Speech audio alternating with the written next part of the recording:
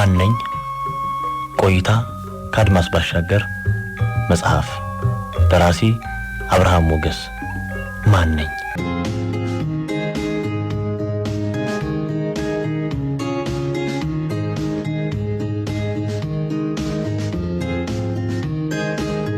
የባሉ ድምተኛ ሆኜ ለሊቱን ካካመስኩት በኋላ አበራ ልገናኘው ከጀልኩ የተዘጋው የንባብ ክፍሌ ውስጥ ተቀምጬ ከሱ መገናኘትን ከህልዋይ አብልጬ ተመኘው።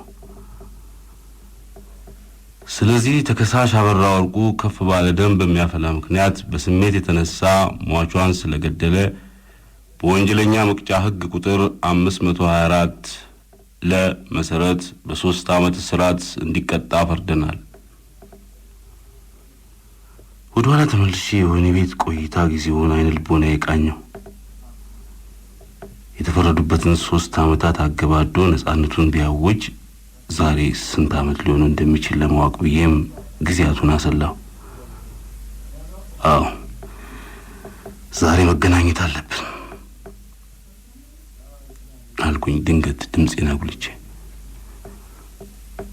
ሁሌም ህሊናን ታከው ነፍስን የሚዋጥጡና የሚያንቋሉ መጽሐፍትን አንብቤ እንደጨረስኩ ጠፋለሁ።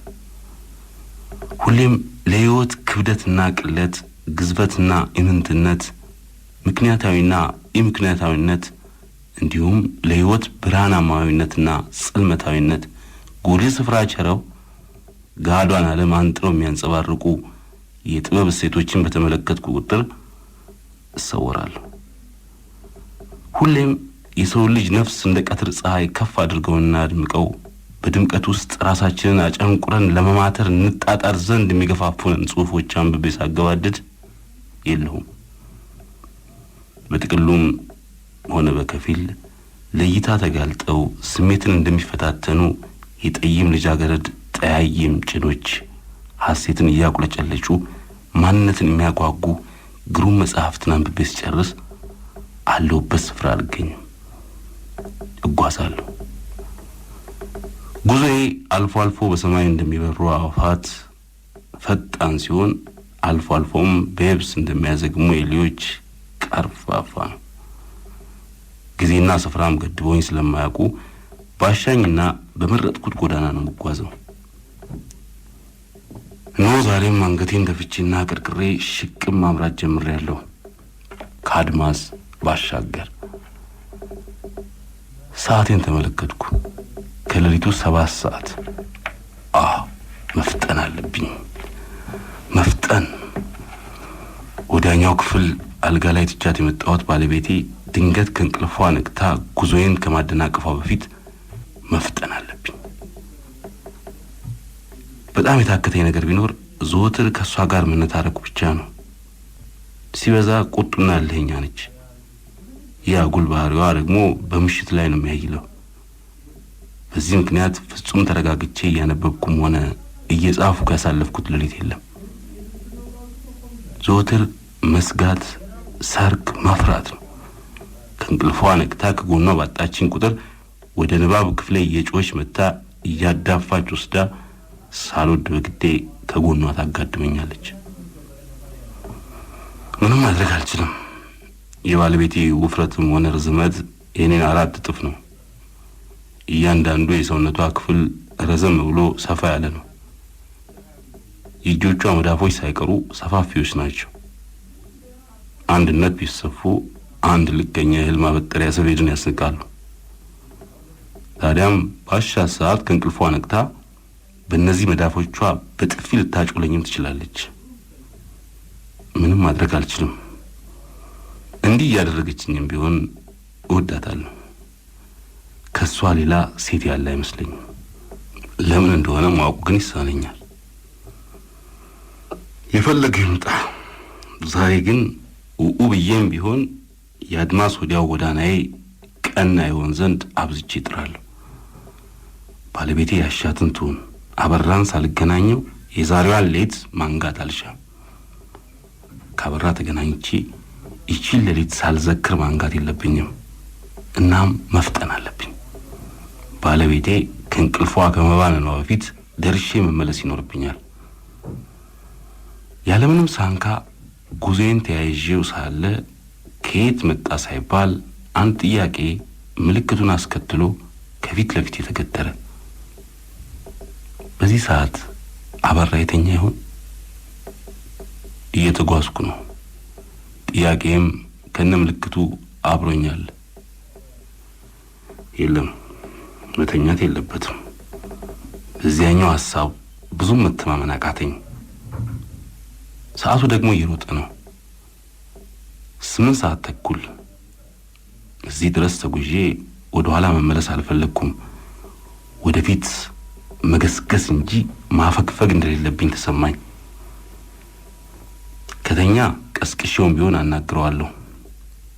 የባሉ ድምተኛ መሆኔን አሳውቄው ይችን ምሽት አብረን ማክበር አለብን እለዋለሁ።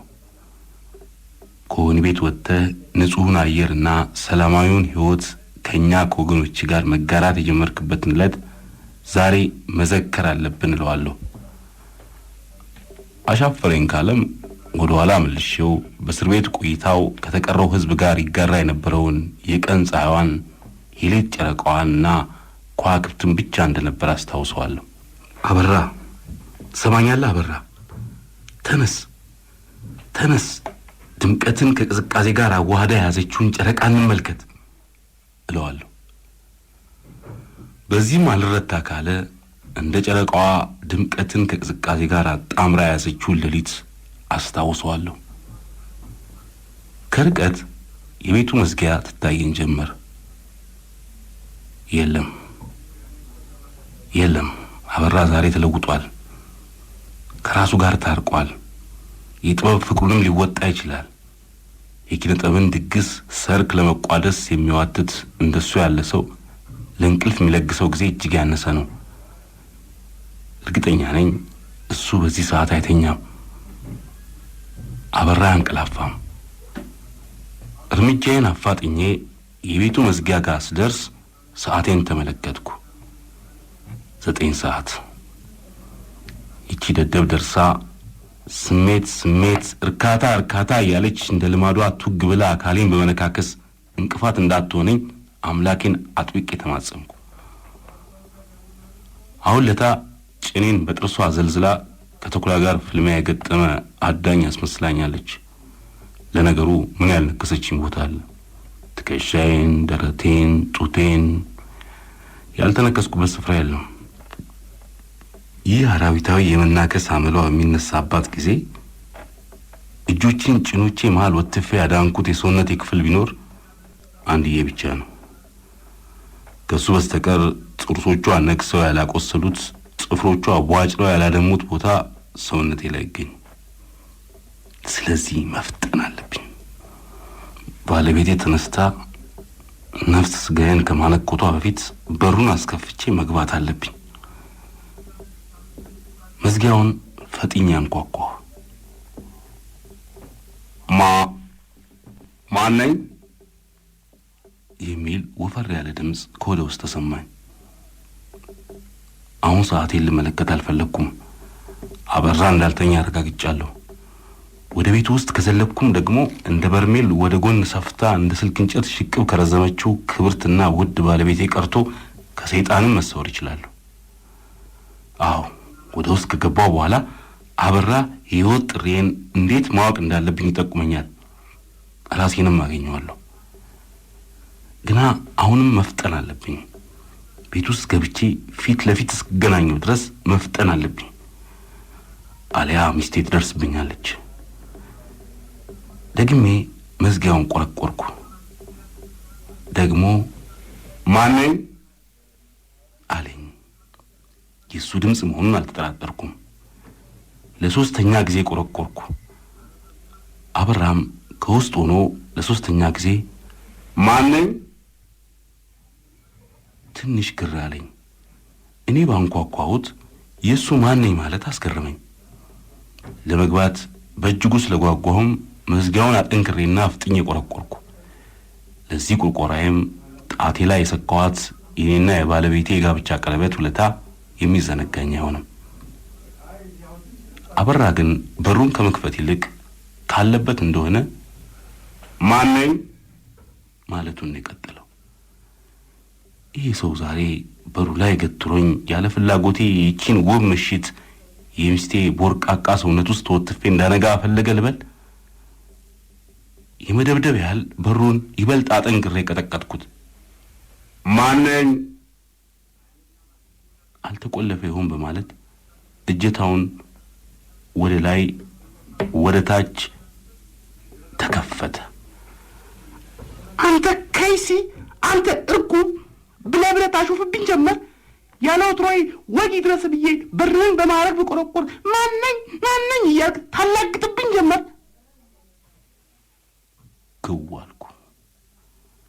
አይኖቼ ከተተከሉበት ከአድማስ ባሻገር መጽሐፍ መጨረሻ ገጽ ባዶ ወረቀት ላይ ድንገት ተነቀሉ።